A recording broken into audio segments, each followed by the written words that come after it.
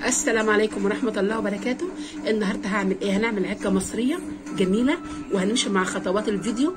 بسم الله ما شاء الله عليها، خطوة خطوة كده، وهنشوف هنعمل ايه. وقبل ما نروح على الفيديو عايزة شير وعايزة اشتراك وعايزة تفعيل للقناة.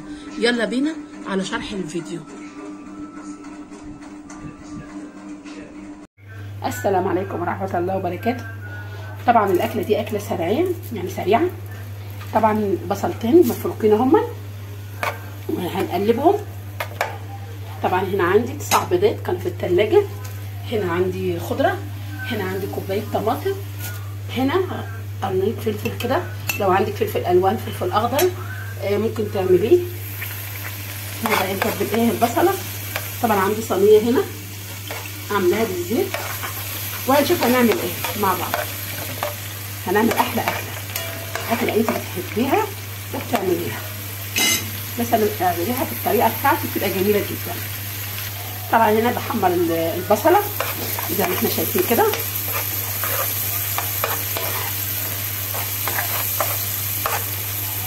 هنعمل احلى عجه بطريقتي انا، طريقه جميله.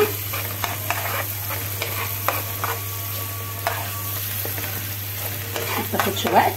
طبعا نسيت اقول لكم نحضر كوبايه كمان دقيق، لازم تبقى معانا.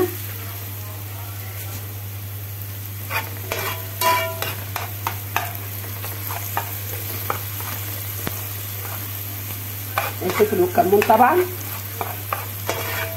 هما دول الاساسي برضو بتاعت العجه.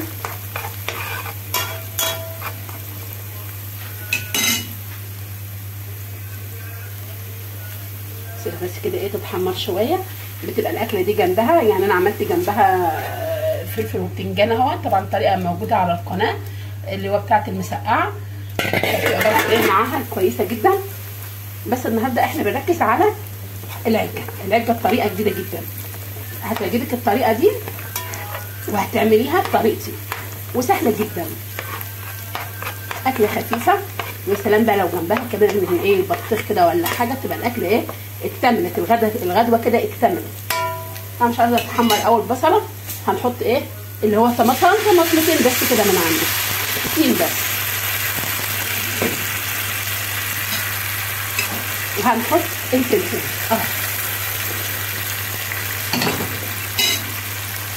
هنسيبها كلها تتسبك كده مع بعض. هما يعني حبايتين بس طماطم. طبعا ما ننساش نحط على البيض معلقه خل كبيره، بس مش هنحطه دلوقتي خالص، هنمشي كده خطوه خطوه ان شاء الله مع الفيديو، وهنشوف الشرح عشان تقدري ان انت تنفذيها.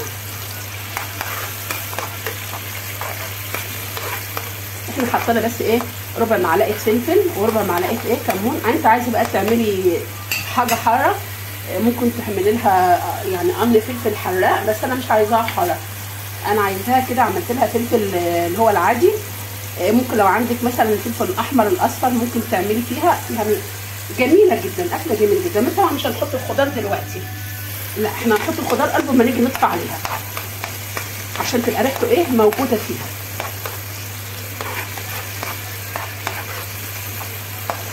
والله الحته اللي بعملها يعني جميله جدا. زي مع بعض كده بسم الله ما شاء الله.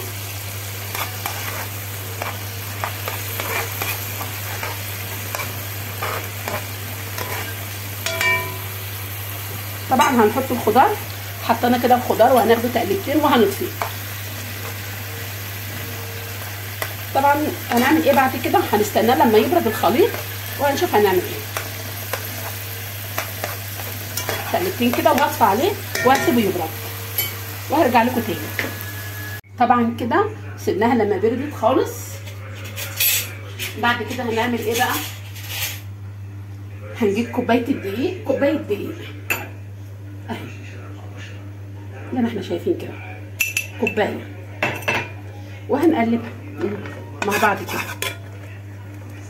وهضيف عليها كوبايه ميه وهقلب كله مع بعض كده. وهنحط كمان ايه معلقه بيكربونات عليها، وهنقلب برده. هنقلب طبعا الملح حسب رغبتك. نقلب كل كده. مش هنحط البيض طبعا والخلطه سخنه، لا احنا سيبناها لما بردت اهي. طبعا احنا كده محميين الفرن طبعا ولا هيسخن. هنا عندي صينيه فيها زيت، دهناها زيت. طبعا انا بشتغل بالزيت اللي هو الذره، لان زيت الكمون بيبقى له ريحه شويه. زي ما احنا شايفين كده قلبتها. هننزل عليها ده بايه؟ هننزل عليها بالبيض. طبعا احنا مقلبينه في طبق وحاطين عليه معلقه خل، متنسيش الخل عشان الزفره. وهقلب تاني، هنقلب تاني كله مع بعض كده. بسم الله ما شاء الله.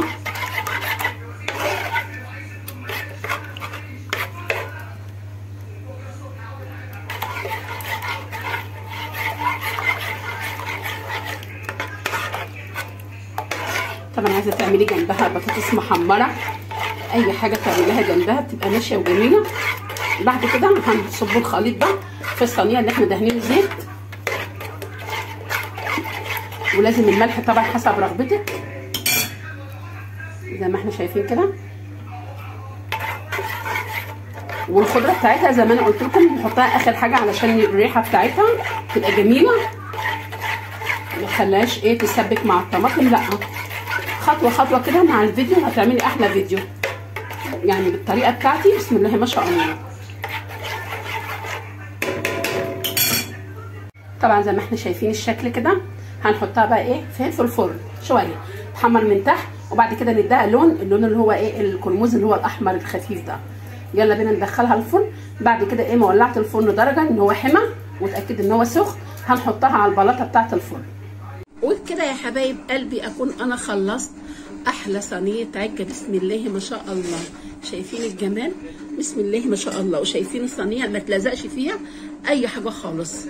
احنا كده ايه بسم الله ما شاء الله. شايفين القطعه عامله ازاي؟